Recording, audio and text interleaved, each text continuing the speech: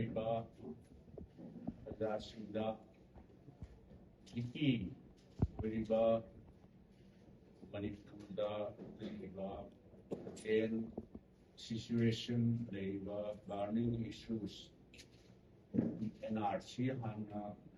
Census ꯍꯧꯗ꯭ꯔꯤꯉꯩꯗ NRC ꯍꯥꯟꯅ update ꯇꯧꯒꯗꯕꯅꯤ ꯍꯥꯏꯅ ꯑꯆꯧꯕ ꯏꯁꯨ ꯑꯃ ꯍꯧꯖꯤꯛ ꯆꯠꯊꯔꯤꯕꯁꯤꯒꯤ ꯃꯇꯥꯡꯗ ꯃꯅꯤꯄꯨꯔꯒꯤ ꯄ꯭ꯔꯖꯥꯁꯤꯡꯗ ꯄꯥꯔꯇꯤꯒꯤ ꯁ꯭ꯇꯦꯠ ꯄꯥꯔꯇꯤꯅ ꯇꯧꯒꯗꯕ ꯗ꯭ꯌꯨꯇꯤꯁꯤꯡ ꯑꯗꯨ ꯃꯅꯤꯄꯨꯔꯤ ꯄ꯭ꯔꯖꯥꯁꯤꯡꯗ ꯊ꯭ꯔꯨ ꯄ꯭ꯔꯦꯁ ꯑꯃꯁꯨꯡ ꯃꯤꯗꯤꯌꯥꯒꯤ ꯃꯔꯨꯞꯁꯤꯡꯗ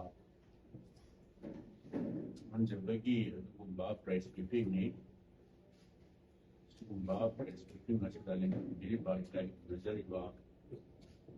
CWCꯒꯤ ꯃꯦꯝꯕꯔ ꯂꯥꯏꯄꯨꯉꯝ ꯍꯥꯟꯅꯒꯤ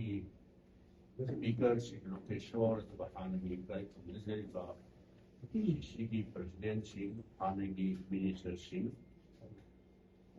ꯁ꯭ꯔꯤ ꯔꯟꯖꯤꯠ ꯆꯇꯨꯔꯔꯇꯟ ꯑꯗꯨꯒ ꯂꯦꯡꯁꯤꯟꯕꯤꯔꯤꯕ ꯑꯩꯈꯣꯏꯒꯤ ꯄꯥꯔꯇꯤꯒꯤ ꯁꯦꯅꯤꯌꯔ ꯄꯤꯁ ꯕꯦꯌꯔꯁꯤꯡ ꯄ꯭ꯔꯦꯁ ꯑꯃꯁꯨꯡ ꯃꯤꯗꯤꯌꯥꯒꯤ ꯕꯣꯠ ꯏꯂꯦꯛꯇ꯭ꯔꯣꯅꯤꯛ ꯃꯤꯗꯤꯌꯥꯒꯤ ꯃꯔꯨꯞꯁꯤꯡ ꯄꯨꯝꯅꯃꯛ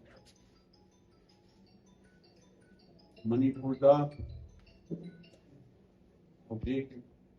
ꯂꯩꯔꯤꯕ ꯕꯥꯔꯅꯤꯡ ꯏꯁꯨꯁꯤ ꯑꯩꯈꯣꯏ ꯑꯣꯄꯣꯖꯤꯁꯟꯒꯤ ꯁꯥꯏꯠꯇꯒꯤ ꯍꯥꯏꯕ ꯇꯥꯔꯦ ꯂꯩꯔꯤꯕ ꯔꯨꯂꯤꯡꯒꯤ ꯒꯚꯔꯟꯃꯦꯟꯠ ꯁ꯭ꯇꯦꯠꯇ ꯂꯩꯔꯤꯕ ꯁꯦꯟꯇꯔꯗ ꯂꯩꯔꯤꯕ ꯃꯁꯤꯗꯩꯗ ꯑꯩꯈꯣꯏꯅ ꯃꯣꯏꯗ ꯑꯩꯈꯣꯏ ꯔꯥꯖꯅꯤꯇꯤꯒꯤ ꯈꯨꯗꯣꯡꯆꯥꯕ ꯂꯧꯅꯅꯕ ꯑꯩꯈꯣꯏ ꯃꯇꯝ ꯄꯨꯝꯅꯃꯛꯇ ꯑꯩꯈꯣꯏ ꯊꯝꯖꯕꯅꯤ ꯃꯗꯨꯒꯤ ꯑꯩꯈꯣꯏ ꯀꯔꯤꯃꯠꯇ ꯑꯩꯈꯣꯏꯗ ꯃꯗꯨꯒꯤ ꯏꯟꯇꯦꯟꯁꯟ ꯃꯁꯤ ꯄꯣꯂꯤꯇꯤꯀꯦꯂꯥꯏꯖ ꯇꯧꯅꯅꯕ ꯄꯣꯂꯤꯇꯤꯀꯦꯜ ꯑꯦꯗꯚꯥꯟꯇꯦꯖ ꯇꯧꯅꯅꯕ ꯑꯗꯨꯒꯨꯝꯕ ꯋꯥꯈꯜ ꯀꯔꯤꯝꯇ ꯑꯩꯈꯣꯏ ꯂꯩꯖꯗꯦ꯫ ꯃꯇꯝ ꯃꯇꯝꯒꯤ ꯏꯁꯨꯁ ꯂꯥꯛꯄꯗ inside the house, outside the house. ꯂꯩꯕꯥꯛꯀꯤ ꯐꯒꯗꯕ ꯏꯁꯨꯁ ꯂꯥꯛꯄꯗꯗꯤ ꯑꯩꯈꯣꯏ ꯃꯇꯝ ꯄꯨꯝꯅꯃꯛꯇ ꯔꯨꯂꯤꯡ ꯁꯔꯀꯥꯔꯗ ꯀooperation ꯑꯗꯨꯒ ꯀꯟꯁꯇ꯭ꯔꯛꯇꯤꯚ ꯑꯣꯏꯕ ꯁꯖꯦꯁꯟ ꯄꯤꯗꯨꯅ ꯑꯗꯨꯝ ꯂꯥꯛꯆꯩ꯫ ꯍꯧꯖꯤꯛ ꯂꯩꯔꯤꯕ ꯏꯁꯨꯗꯤ ꯃꯌꯥꯝꯅꯁꯨ ꯍꯦꯟꯅ ꯈꯪꯕꯤꯔꯛꯑꯦ꯫ ꯁꯦꯟꯁꯁ ꯍꯥꯏꯕꯁꯤꯗꯤ ꯃꯤꯀꯣꯛ ꯊꯤꯕ ꯁꯦꯟꯁꯁ ꯍꯥꯏꯕꯁꯦ ꯃꯁꯤ ꯑꯅꯧꯕ ꯑꯃ ꯅꯠꯇꯦ꯫ ꯏꯟꯗꯤꯌꯥꯒꯤ ꯑꯣꯏꯅꯁꯨ ꯃꯅꯤꯄꯨꯔꯒꯤ ꯑꯣꯏꯅꯁꯨ ꯇꯧꯕꯇꯕꯨ ꯃꯅꯤꯄꯨꯔꯁꯤꯗꯤ ꯍꯧꯖꯤꯛ ꯃꯌꯥꯝꯅ ꯍꯦꯟꯅ ꯈꯪꯕꯤꯔꯦ ꯒꯚꯔꯟꯃꯦꯟꯠ ꯑꯣꯐ ꯏꯟꯗꯤꯌꯥꯅ ꯃꯔꯨꯑꯣꯏꯅ ꯃꯁꯤꯒꯤ ꯁꯦꯟꯁꯁ ꯃꯤꯀꯣꯛ ꯊꯤꯕ ꯑꯗꯨꯒ ꯌꯨꯝ ꯃꯁꯤꯡ ꯊꯤꯕ ꯍꯥꯎꯁ ꯂꯤꯁꯇꯤꯡ ꯇꯧꯕꯁꯤ ꯒꯚꯔꯟꯃꯦꯟꯠ ꯑꯣꯐ ꯏꯟꯗꯤꯌꯥꯒꯤ ꯃꯤꯅꯤꯁꯇ꯭ꯔꯤ ꯑꯣꯐ ꯍꯣꯝ ꯑꯦꯐꯤꯌꯔꯁꯀꯤ ꯃꯈꯥꯗ ꯃꯁꯤ ꯆꯠꯊꯕꯅꯤ ꯀꯟꯗꯛ ꯇꯧꯕꯅꯤ꯫ ꯃꯇꯝ ꯆꯥꯅ ꯍꯥꯏꯕ ꯇꯥꯔꯦ well in advance government of ꯏꯟꯗꯤꯌꯥꯅ ꯃꯇꯝ ꯃꯇꯝꯒꯤ ꯑꯣꯏꯅ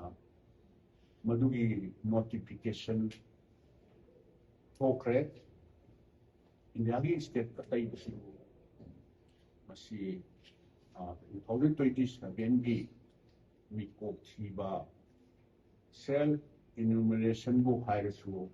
ꯍꯥꯎꯁ ꯂꯤꯁꯇꯤꯡꯒꯤ ꯍꯥꯏꯔꯁꯨ ꯑꯩꯈꯣꯏ ꯒꯚꯔꯟꯃꯦꯟꯠ ꯑꯣꯐ ꯏꯟꯗꯤꯌꯥꯅ ꯍꯣꯝ ꯃꯤꯅꯤꯁꯇ꯭ꯔꯤꯗꯒꯤ ꯒꯦꯖꯦꯠ ꯅꯣꯇꯤꯐꯤꯀꯦꯁꯟ ꯊꯣꯛꯇꯨꯅ ꯑꯩꯈꯣꯏ ꯃꯅꯤꯄꯨꯔꯗꯁꯨ ꯍꯧꯅꯅꯕ ꯍꯥꯏꯕ ꯇꯥꯔꯦ ꯃꯗꯨꯒꯤ ꯇ꯭ꯔꯦꯟ ꯇꯧꯅꯅꯕ ꯇ꯭ꯔꯦꯅꯔꯁꯤꯡꯅ ꯇ꯭ꯔꯦꯟ ꯇꯧꯕ ꯍꯧꯔꯦ꯫ ꯃꯁꯤ ꯉꯔꯥꯡꯒꯤ ꯋꯥ ꯅꯠꯇꯦ꯫ ꯑꯩꯈꯣꯏ ꯃꯅꯤꯄꯨꯔꯁꯤꯗꯩꯗ ꯃꯅꯤꯄꯨꯔꯗ ꯑꯇꯩ ꯌꯨꯝꯂꯣꯟ ꯀꯩꯔꯣꯟꯅꯔꯤꯕ ꯑꯇꯩ ꯁ꯭ꯇꯦꯠꯁꯤꯡ ꯏꯚꯟ ꯅꯣꯔꯠ ꯏꯁꯇ ꯍꯥꯏꯔꯁꯨ ꯑꯩꯈꯣꯏꯒꯤ ꯌꯨꯝꯂꯣꯟꯅꯔꯤꯕ ꯅꯥꯒꯥꯂꯦꯟ ꯑꯗꯨꯒ ꯃꯤꯖꯣꯔꯥꯝ ꯃꯁꯤꯒꯤ ꯏꯁꯨꯁꯤ ꯑꯩꯈꯣꯏ ꯂꯩꯔꯝꯒꯅꯤ ꯍꯥꯏꯕꯁꯤ ꯑꯩ ꯊꯥꯖꯗꯦ ꯑꯩꯈꯣꯏ ꯉꯥꯡꯅꯕꯅꯤꯅ ꯑꯩꯈꯣꯏ ꯈꯪꯁꯨ ꯈꯪꯉꯤ ꯂꯩꯇꯦ man made creation haisira kari haini laibak thiba thobok ni haisira akhoi manipur sidati akhoi praja sinne hena khangabani ado akhoi ga opposition ni haidra akhoi na phamai haige haijebudi wana chede laibak thiba thobok haida 3rd May 2023 dagi hawraga manipur da thoninda thobok ama thokrise मसी मयामना हेना खंबीरबने चाही अहुम हेला अबसे displace family मयाममा जिंगा मसी तपारी not less than 60,000 internally displaced person toan ba relief camps sinda hojik lai nai sahi ahum dan absi mayami ni kruhido adugi mantra ko hujik relief camp dan dai base moi ki hana layamba mafam sinta yumdu almost ayambana demolish tawkiba ayamba siyaw madu house listing tawbase adu karmaina tawgadoribno asi government sina government of India na su khangban thokneba aduga state governments na and more particular government of India na census horo mikop thiba horo yung masing thiba house listing tawa horo na hair pa gazette notification thol pagi day 1 dagi moi no akhoi sidadi mikop thiba yung masing thiba se atai national level ta tauba atai dai state ta tauga akhoi da cha manana apply taubi gadu maramdi akhoi ki lairiba manipur ni context ni ko haijari se ayam basu yai manipur da lairiba context da kamai taudra relief camp da 60,000 hena lairi moi ki mikok si kamai na thigani tongan ba district amada criss cross tawdra district Champur dagi thorpa yauri ali Kangpokpi dagi thorpa yauri ali district amaga su community se amaga su jing samna su yati adu sida kamai tawdra misu thiga dori mikok thiga dori kamai tawdra house listing tawga dori bno akoina haijali budi masi government bina so hana khangabane ba manipur ki context se adu laiba state government ne so hena khangabane ba aduna hojik laiba manipur ki context leida manipur da house listing tawba ya hiroi practical loi hiroi mikop thiba ya hiroi haibisi well in advance masi marangi wat natta masidi tawbiganu khara yai thok pi kho defer tawbi kho government India ki mateng aduga akoi state government ni mateng ga akoi district amaga chanthok changsin community amaga chanthok changsin yanana ba adagi hanagi already demolished tawraba housing do